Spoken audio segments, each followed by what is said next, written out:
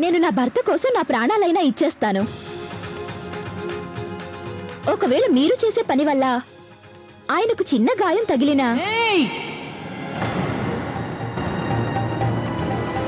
లక్ష్మీబాయ్, ఇంత ఘోరమైన ఆరోపణ చెయ్యటానికి ముందు ఆ పని చేసింది మేమేనని ముందు రుజువు చెయ్యండి. న్యాయానికి కూడా సాక్ష్యాధారం లేకుండా ఏ అపరాధిని శిక్షించడం జరగదు. ఇక తమరెంత?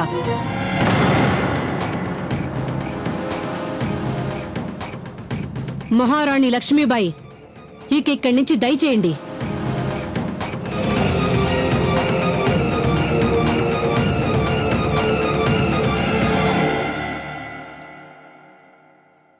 ఎంత ధైర్యం అండి మీకు! నిజంగా మీ అంత సాహసవంతురాల్ని నేనెప్పుడు చూడలేదు. సక్కుబాయి గారు, ఎంత పని చేశారు మీరు! ఏదో ఇదంతా మనమే చేశామన్నట్లుగా మాటల మధ్య బయట పెట్టేశారు మీరు. మీ ఇద్దరికీ నా ఎత్తుగడ ఎప్పటికీ మీకు అర్థం కాదు. అసలు ఇదంతా మనమే చేస్తున్నట్టుగా తను అనుకోవడం చాలా అవసరం. అందువల్ల మన గూఢచారులపై ఆ మహారాణి దృష్టి ఎప్పటికీ పడదు. నేనింకెవర్ని అనుమానించకూడదని వాళ్ళ ఉద్దేశం కావచ్చు. బహుశా వీళ్ళింకెవరినో అడ్డం పెట్టుకుని కథ నడిపిస్తున్నారు. అయితే అది ఎవరై ఉంటారు మహారాణి? అదే ఇకపై మనం కనుక్కోవాలి. సుందరి, దయచేసి క్షమించండి మహారాణి గారు, నేను ఇప్పుడే వచ్చేస్తాను.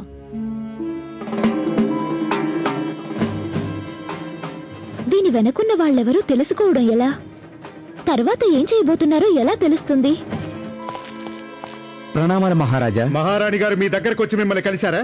చిత్తం వచ్చారు. ఆవిడ మీ దగ్గరకు ఎందుకు వచ్చారు? క్షమించాలి మహారాజా, మహారాణి గారు ఆ సంగతి ఎవరికి చెప్పొద్దన్నారు. మాకు చెప్పవద్దని మాత్రం ఆవిడ ఎన్నటికీ చెప్పి ఉండరే.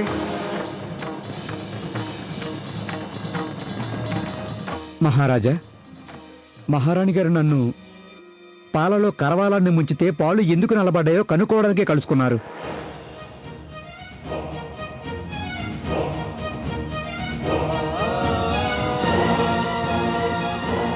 అంటే వివరంగా చెప్పండి. ఈ రోజు ఉదయం మహారాణి గారు ఏ కరవాలంతో మీతో ద్వంద్వ యుద్ధం చేశారో అది విషంలో ముంచిన కరవాలం.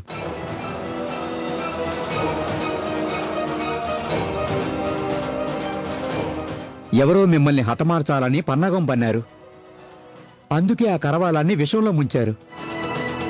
ఏమిటి సంగతి లక్ష్మి? మీరు ఇంత ఆందోళనలో ఉండటం మేమెప్పుడూ చూడలేదు. మరేం లేదు మహారాజా, నేను కొన్ని ముఖ్యమైన పనులు పూర్తి చేయాల్సింది. అందుకే ఆవిడ అంత ఆందోళన పడ్డారన్నమాట.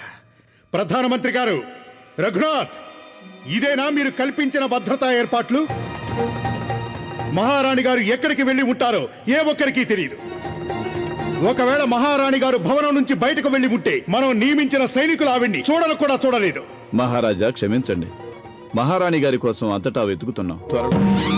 ఓ పరమశివ, నా భర్తను కాపాడు దేవా. అలాగే ఆ కుట్రదారుల పన్నాగాలన్నింటినీ భంగం చేసివా.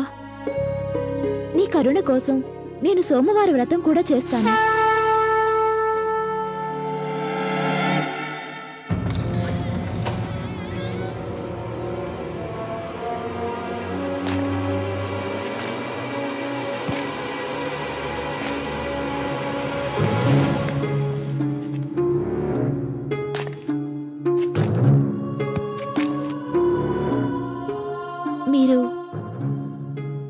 మీరెవరు?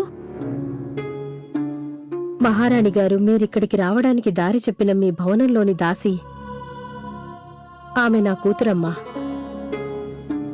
నీకు సహాయం చేయమని తనే నన్నిక్కడికి పంపించింది.